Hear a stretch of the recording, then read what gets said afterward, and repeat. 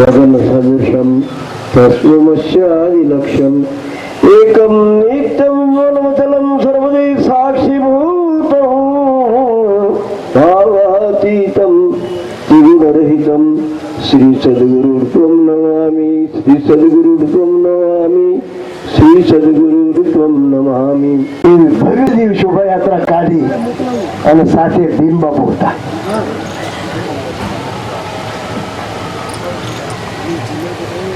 અને ગદગદ છાતી ફૂલવા માંડી શામજી બાપુની અને હાથીની અંબાડી ઉપર નાગાબાઓનું સરઘસ જેમ જલુસ નીકળે એનું સરઘસ કાઢી અને લાવ્યા। રાત્રિના સમયમાં ભીમ બાપુએ મને બોલાવ્યો, બાપુ આપણા જૂના અખાડામાં કંઈક સમષ્ટિ આપવાની છે, તો કેટલો ખર્ચ થાય? મેં અંદાજે એમને બતાવ્યું, કારણ કે 2 દિવસ પહેલા જ અવંતિકા ભારતી બાપુનો સમષ્ટિ ભંડારો ત્યાં કર્યો હતો। પછી કે બાપુ 7 અખાડા આપવું હોય તો એ નક્કી થયું। પછી ના આપણે આખા સાધુ સમાજને આપીએ, આખા ઉત્તર કુંભની વાત છે 80ની, અને આખા કુંભને એક દિવસે સમષ્ટિ આપવાનું અશક્ય લાગ્યું। રાત્રે હું ભીમ બાપુ અને બાલકજીજી નીકળીને તમામ અખાડાઓના મુખિયાઓને શ્રીમંતોને બધાને મળ્યા, મંડલેશ્વરીને મળ્યા અને 29 તારીખ 30 તારીખ શાહી હતી, 29 તારીખે શામજી બાપુ તરફથી આખા સાધુ સમાજને ખડ દર્શનને સમષ્ટિ આપવાનું નક્કી થયું। બીજાઓની રસોઈ કેન્સલ કરાવી અને 29 તારીખે મને યાદ છે એ સમષ્ટિ નક્કી થઈ। મારા હાથથી તમામ ભેટ પજાઓ થઈ। બીજે દિવસે પાછા બાપુએ મને બોલાયો કે બાપુ કંઈક આપણે અહીં યાદી કરીએ તો કીધું ગેટ બનાવવાનો છે બાપુ, અને ગેટ માટેની સ્મૃતિ પણ એમના તરફથી આજ પણ અવિરત ઉજ્જૈનનું પ્રવેશ દ્વાર જે છે દત્ત અખાડાનું, એ પ્રવેશ દ્વારના પૈસા મારા હાથમાં મૂક્યા અને ત્યારે ભક્ત શિરોમણીનો ઇલકાબ અમારા તમામ સાધુ સંતો તરફ અપાયા।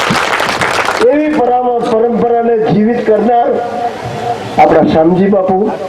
મારે ત્યાં એ વખતે મેં વચન લીધું બાપુનું કે બાપુ એમની તો વાત બરાબર છે, પણ મારી એક સામે માગણી છે।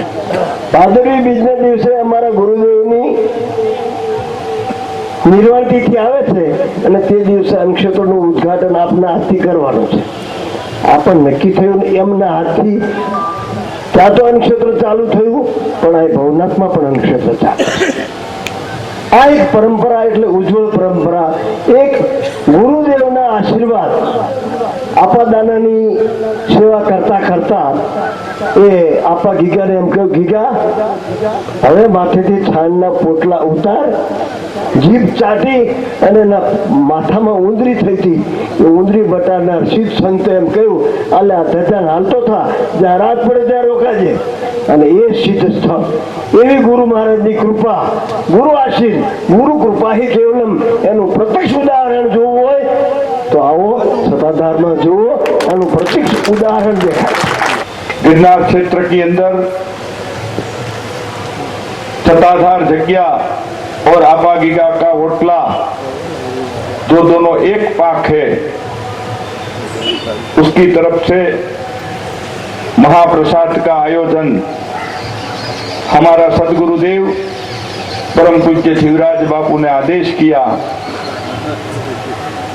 कि विजय बापू आप और नरेंद्र भाई दोनों जाओ और उधर गिरनार क्षेत्र के मेले के अंदर हमसे जो भी बन सके वो सेवाएं करो। इसको लेके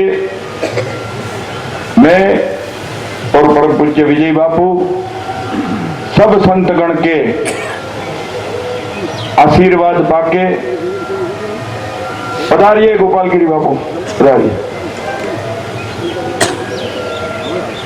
आशीर्वाद पाके ओटला की बारी पूरा ओटला क्यों बना, कैसे बना? हाँ,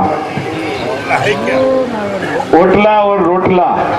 पधारिए गोपालगिरी बाबू, आइए।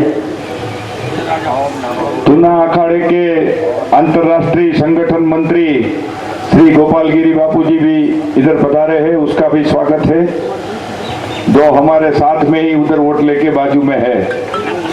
मामा जी भी बता रहे हैं।